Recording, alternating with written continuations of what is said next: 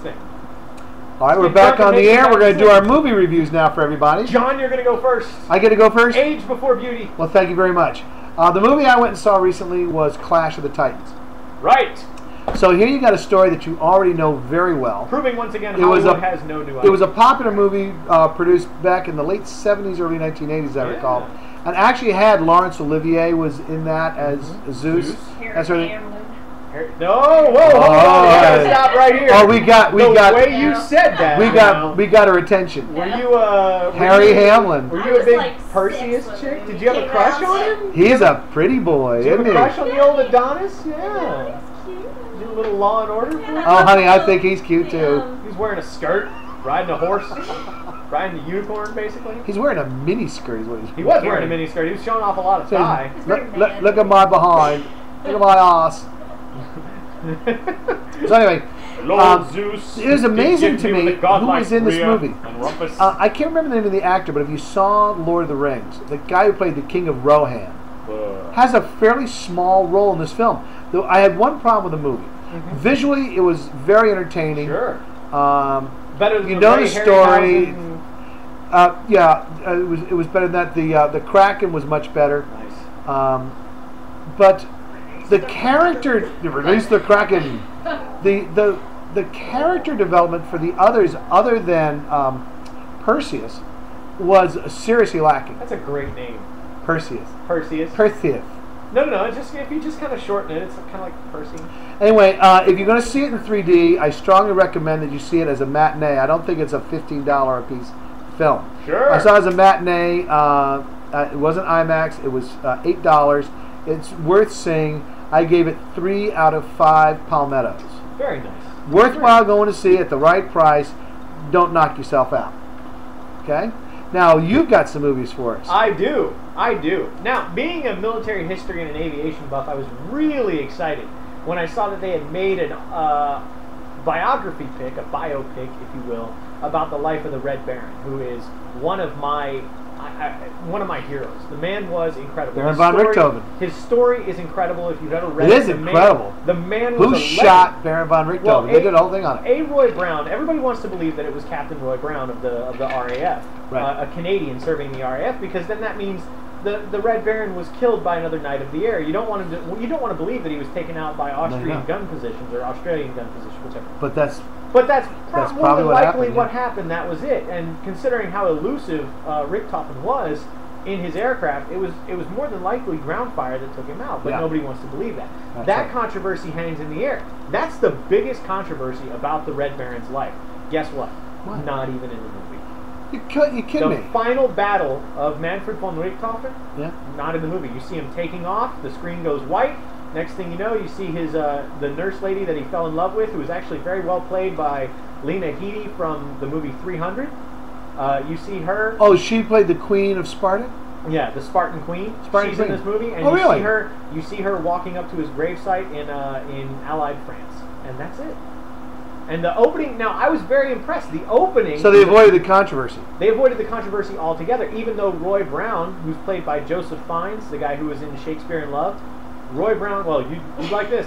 Roy Brown and Richthofen actually meet up several times, and this is historically accurate. They had met each other because the Red Baron had shot down Roy Brown before.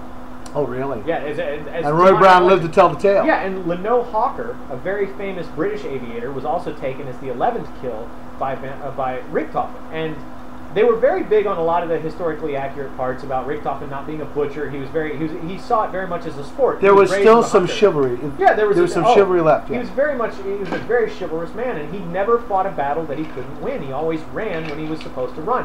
However, and I understand it's an indie film, so it's on a limited budget, but given how exciting the aerial scenes were, you should have had more of the aerial combat, because you never had a sense of how good this guy actually was.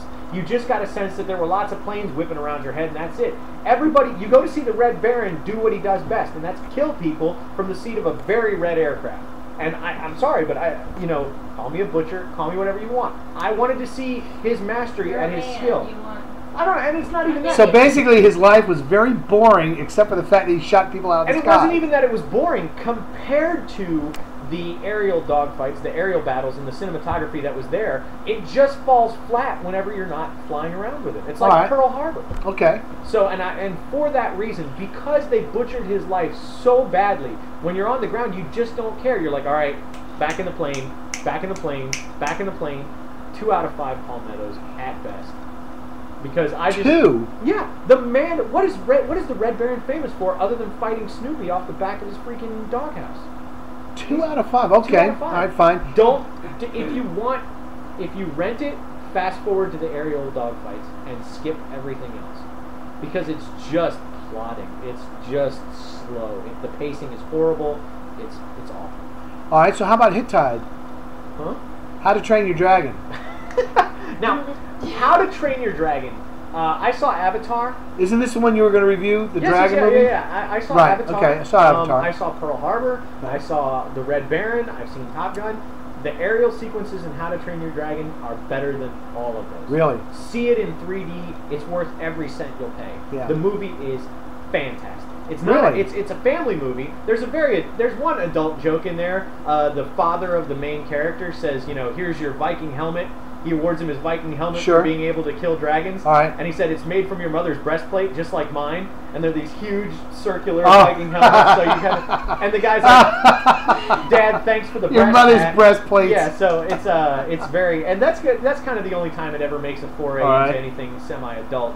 But the story semi is the word. Yeah, very very semi. But the story is fantastic. It's incredibly entertaining. It's voiced.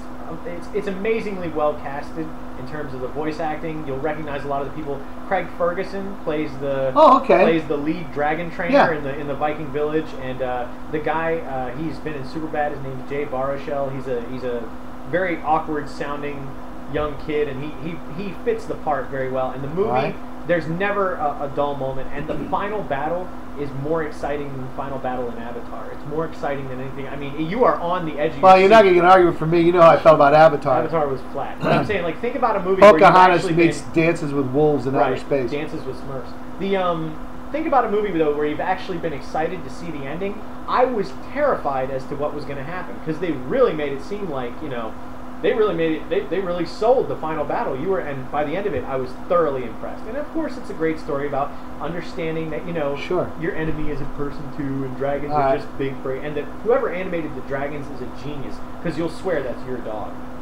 Oh, really? Their behaviors and their mannerisms, you'll think it's a cat or a dog. It's amazing. Well, what are we going to give this?